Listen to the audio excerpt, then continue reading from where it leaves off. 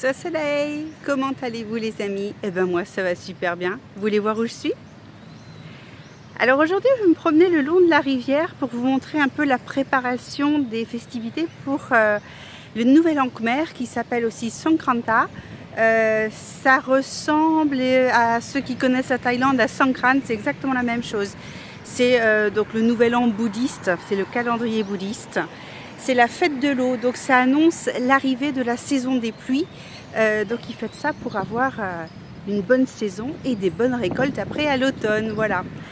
Je vais continuer à marcher et en même temps je vais vous parler de Kampot et aussi du bateau pour aller de Kampot jusqu'à Korong Salwam. Allez, on y va. On est arrivé dans un petit hôtel sympa, style bungalow en bambou qui s'appelle Narivilla, qui était juste à côté de ce qu'on appelle la cathédrale. Donc ce sont ces canaux avec les palmiers d'eau. La dernière fois, je l'avais fait en bateau avec Kampot Adventure Tour.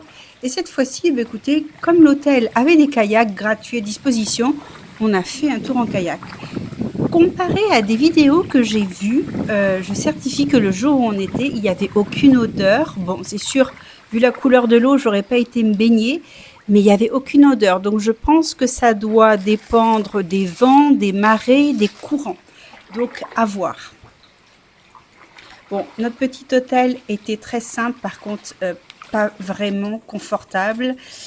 Et comment vous dire, la moustiquaire avec quelques trous, donc on a été un petit peu mangé par les moustiques. Mais bon, c'était sympa, ça a fait la journée camping du voyage.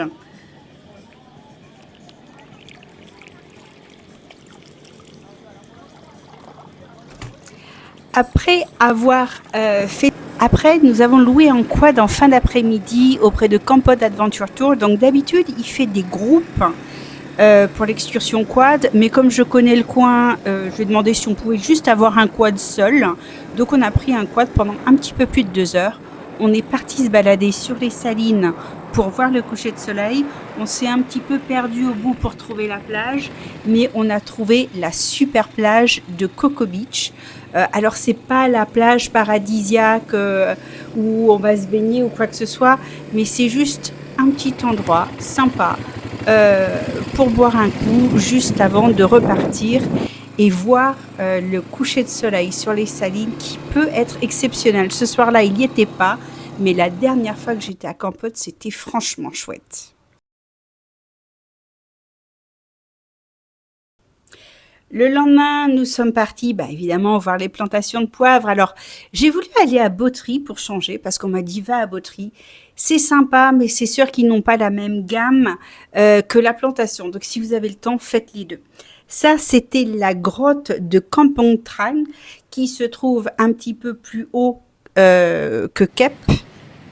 Et voilà, nous sommes de retour à Siem Reap, au bord de la rivière, où tout se prépare.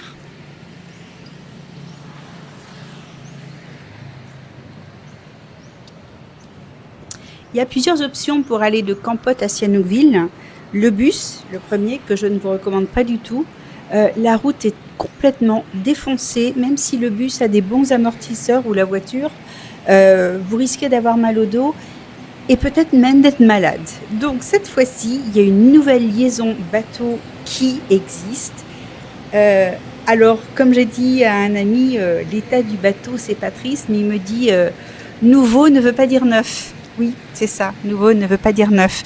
Moi qui travaillais sur les yachts pendant des années, qui était très axée sur la sécurité, bon, voilà, hein, quand on voit ce catamaran, la fibre de verre complètement fissurée, il n'y a certainement pas assez de gilets de sauvetage parce qu'en fait, ils prennent plus de passagers que de sièges. Donc, il y en a qui ont voyagé sur le pont avant. La traversée dure à peu près 2 heures. Donc, ils ont dû bien cramer aussi, même si c'était tôt le matin. Le soleil tape quand même assez fort. Et comme vous savez, en mer, avec la brise, on ne se rend pas compte qu'on brûle. Bon, ceci dit, le trajet s'est bien passé. Il n'y avait pas de mer du tout ce jour-là parce que j'ai entendu toutes sortes d'histoires.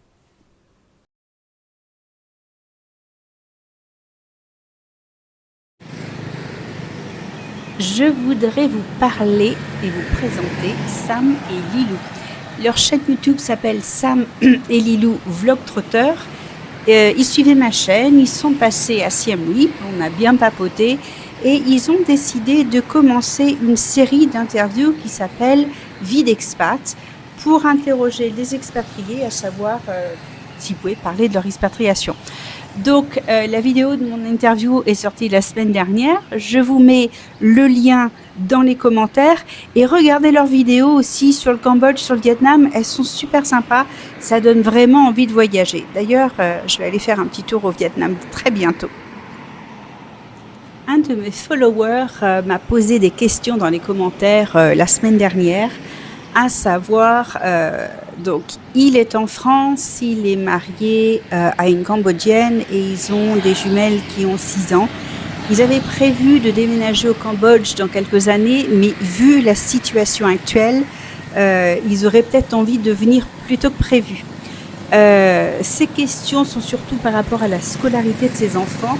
Donc si on a les moyens, les enfants peuvent aller dans une école privée. Je ne recommande pas du tout les écoles publiques parce qu'elles n'ont pas un très bon niveau et aussi ça coûte quand même relativement cher. Donc soit on peut se payer une école privée, soit dans ce cas-là on peut les inscrire au CNED, c'est l'école française à distance. Vos enfants sont suivis par un professeur par téléphone mais aussi par internet, je ne sais pas sur quelle interface, mais ça fonctionne très bien. Le problème, c'est que de temps en temps, il faut quand même vérifier ce que vos enfants font. À 6 ans, ils ne sont pas du tout autonomes, donc ça dépend du temps que vous avez à consacrer. Mais personnellement, moi, c'est peut-être quelque chose que je ferais. Inscrire mes enfants au CNED, tout en les inscrivant à d'autres activités pour qu'ils aient quand même un contact avec d'autres enfants et d'autres nationalités différentes. En ce qui concerne le travail, ne connaissant pas vos compétences, je suis navrée, mais je ne peux pas vous renseigner. Mais vous pouvez toujours me laisser votre email dans les commentaires et je vous répondrai. Je me fais toujours un plaisir de répondre à vos questions, donc surtout, n'hésitez pas.